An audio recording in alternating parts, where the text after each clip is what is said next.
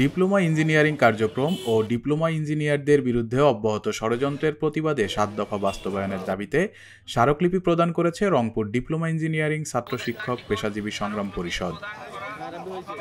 ২৫ August সোমবার দুপুরে রংপুর জেলা প্রশাসক কার্যালয়ে স্মারকলিপি প্রদান করেন রংপুর ডিপ্লোমা ইঞ্জিনিয়ারিং ছাত্র শিক্ষক পেশাজীবী সংগ্রাম পরিষদের নেতৃবৃন্দ।